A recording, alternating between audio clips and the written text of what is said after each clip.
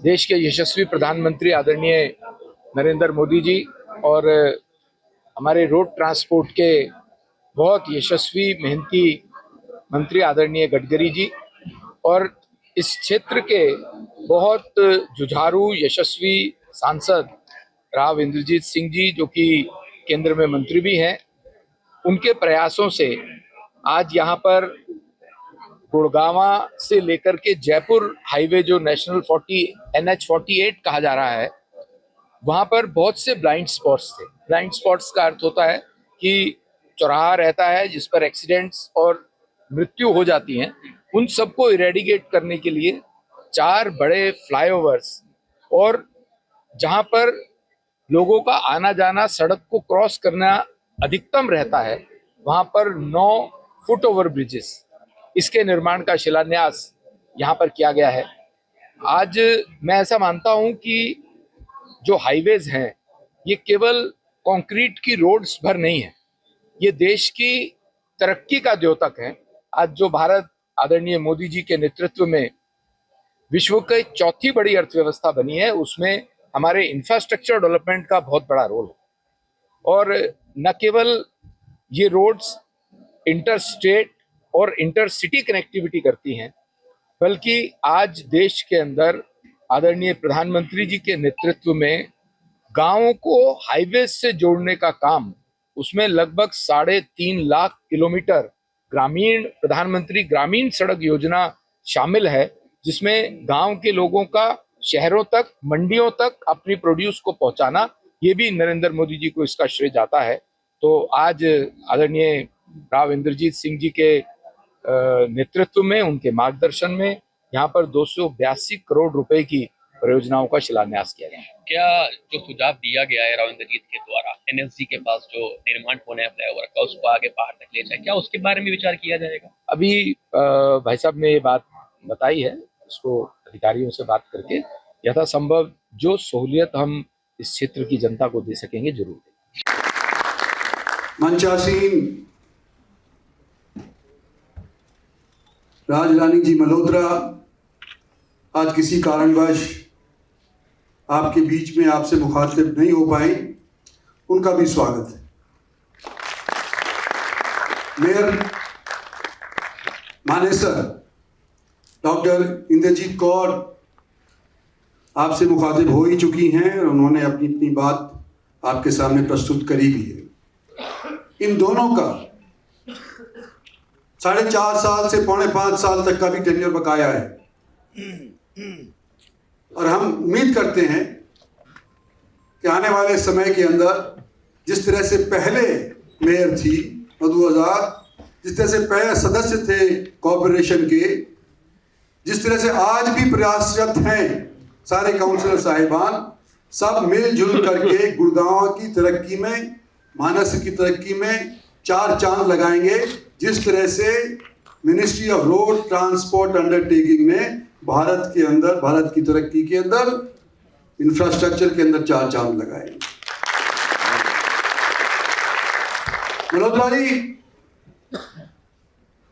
आप आते जाते रहेंगे, लेकिन बतौर एक मंत्री आप शायद पहली बार यहां पर उपस्थित हुए हैं और आपको फक्र होगा ही कि जो हिंदुस्तान के अंदर तीसरी बार नरेंद्र भाई मोदी के नेतृत्व के अंदर सरकार बनी है, तो उसके अंदर बहुत बड़ा योगदान ministry of road transport undertaking का है, जिन्होंने जगह जगह के ऊपर इंफ्रास्ट्रक्चर के जाल बिछा दिए।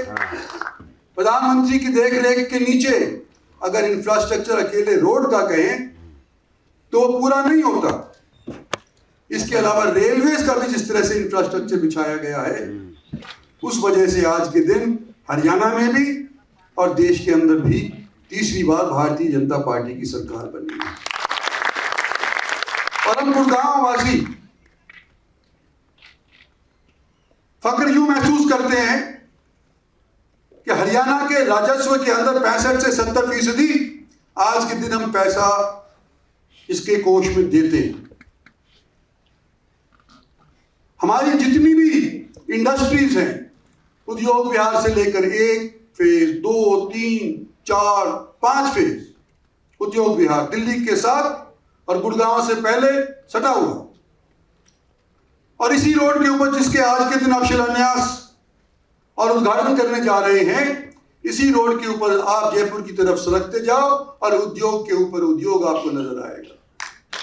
मानेसर के अंदर जहां की मेयर बैठी हैं, धारवेड़ा के अंदर, बावल के अंदर, जयसिंहपुर खेड़ा के अंदर और बगल के अंदर सटा हुआ भिवाड़ी है, जो राजस्थान का सबसे बड़ा इंडस्ट्रियल हब है।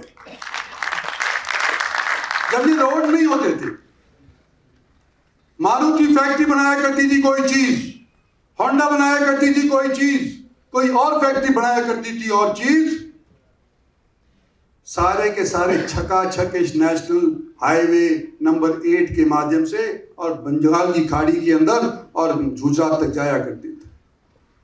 नाक पे दम रहता था कि किस तरह से गुड़गांव से रेवाड़ी जाया जाए और किस तरह से रेवाड़ी से जाकर के जयसिंहपुर खेड़ा तक जाया जाए, बड़ा मुश्किल रहता है। आज के दिन आप सब लोगों के जानकारी के लिए मैं बताता हूं, आपको पता है मैं डिफेंस में था। दिल्ली जहां से नेशनल हाईवे नंबर 8 और आज के दिन इसका नाम नया रख दिया नेशनल हाईवे नंबर 48, मतलब बड़ा कर दिया। नेशनल हाईवे नंबर 1 जहां से शुरू होता है, फौज की जमीन है धौलाकुआं के पास। बतौर डिफेंस मिनिस्टर मैंने बड़े प्रयास किए कि भाई थोड़ी जमीन दे दे ताकि खुला हो जाए हाईवे नेशनल नंबर 8, लेकिन फौज मानती है? किसी की नहीं मानती।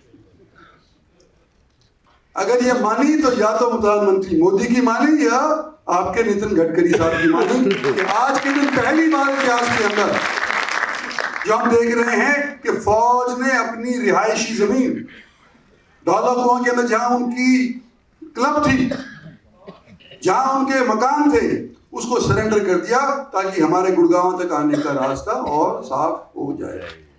ये उपलब्धि आपके महकमे की है, आपको मैं मुबारकबाद देता हूं। और आज का ये कार्यक्रम आपको नजर आ रहे हैं, गिने चुने सरदार लोग यहाँ पे बैठे हुए।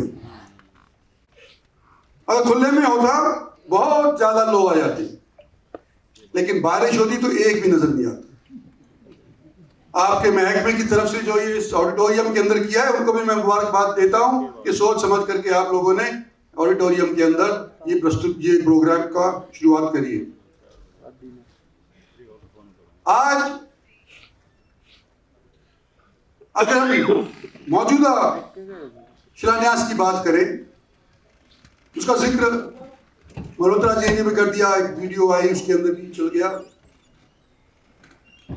4 जगहें के ऊपर जहां का जिक्र आया है, एक तो मेरे ख्याल से बैठे हुए हैं यहाँ पंचगांव वाले, ये धन्यवाद करना चाहते हैं कि आज कई दिनों से ये परेशान थे बेचारे, इन्होंने रोक दिया।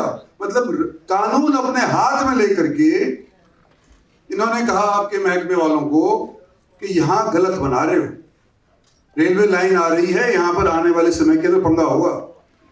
और बड़ी सूझबूझ रखते हुए इन रेलवे लाइन की वजह से इन लोगों ने उनके साथ बातचीत करी और जो नई जगह इन्होंने निर्धारित करी है वो सलाह मशवरा के साथ करी है। ना केवल गांव वालों से और यहाँ के बाशिंदों से सलाह मशवरा की है, लेकिन RRTS जो बगल से गुजर रहा है उसकी भी वहां पर से उन्होंने सलाह मशवरा किया है। तो आज आपका धन्यवाद ये करने आए। इसके बाद 2 मिनट के लिए आप आकर के फूल दे देना इनको। पंचगांव के अलावा लाठीवास गुड़गांव के अंदर है, इसका दूसरा फ्लाईओवर बनने जा रहा है। तीसरा हीरो कंपनी हमारी है, रेवाड़ी में पड़ती है, बहुत बड़ी कंपनी है, एशिया की क्या विश्व की कंपनियों में से उसका नाम शुमार होने लग रहा है, वहां बनने जा रहा है। और चौथा जो फ्लाईओवर बन रहा है वो सालावास के अंदर बन रहा है। इसकी भी मैं आप लोगों को बता देता हूं कि एक टाइम था जब सालावास वाले सड़क के ऊपर बैठ करके धरना दे रहे थे और उन्होंने कहा कि भाई इस तरह से ये करो, इस तरह से वो करो। ये लोग माने नहीं, हाईवे वालों ने पुलिस बुला ली। 10-15 साल की पुरानी बात कर रहा हूं। तो पुलिस पीछे पीछे, हालावास वाले आगे आगे, बगल के अंदर गांव था, गांव के अंदर घुस गए और पहली मर्तबा ये देखा कि गांव से वापस आते समय पुलिस आगे आगे और गांव की औरतें पीछे वापस जा रहे हैं।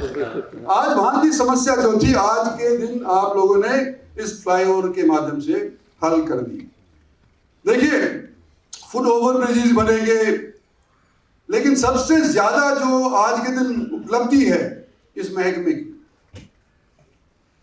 वो ये है कि जो इन्होंने ड्रेन बनाई है, बगल के अंदर जो ड्रेन बनाई है, इस ड्रेन के माध्यम से जो सड़क के ऊपर पानी खड़ा हो जाता था, जिसकी वजह से गड्ढे हो जाया करते थे, जिसकी तरह से न्यूज के अंदर गुड़गांव मशहूर हो जाया करता था, उसके लिए इन्होंने 18 किलोमीटर की एक ड्रेन बना दी है ताकि इसका पानी सड़क के ऊपर ना हो, इसका सुचारू रूप से कहीं और निर्माण किया जाए, कहीं और इसको भेजा जाए। लेकिन फिर भी समस्या रहेगी। हरियाणा की रोड की, यहां की बारिश जितनी भी होती है उसको तो हम संभाल लेंगे, लेकिन राजस्थान से जो पानी आता है धारोड़ा के अंदर, उसके बारे में आपको फिर भी सोचना पड़ेगा, क्योंकि वो हमारा पानी नहीं है और भिवाड़ी का जितना भी गंदा पानी है वो सारा का सारा आकर के हरियाणा के रोड के ऊपर धारोड़ा के अंदर खड़ा हो जाता है। आज उसको पार करके आया मुझे पता है, टायर टायर तक पानी रोड के ऊपर भरा हुआ, गंदा पानी छिड़े था, उसमें से पहुंच करके आया हूं। एनजीटी, सुप्रीम कोर्ट, दोनों मुख्यमंत्री सारे के सारे इसके बारे में कोशिश कर लिए, लेकिन अभी तक उनकी तरफ से एसटीपी भिवाड़ी के लिए पूरा पर्याप्त नहीं बन पाया। कुछ सोच सकते हैं तो आप सोचिए हर्ष जी, अगर इसके बारे में आने वाले समय के अंदर कुछ कर सकते हैं, जब तक कि वो एसटीपी ना बनाए, इस पानी के निकास का जरूर जरा सोच लीजिए। एक चीज और कहूंगा, जैसे ये मेयर कहेगी आपको कुछ देगी भी, इसके बाद आपकी कागजात है ना आपके पास, वो भी दे देना मंत्री जी को।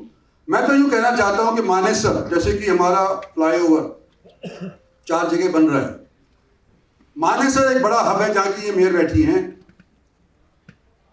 एक ऐसा गांव है जहां पर रिहायशी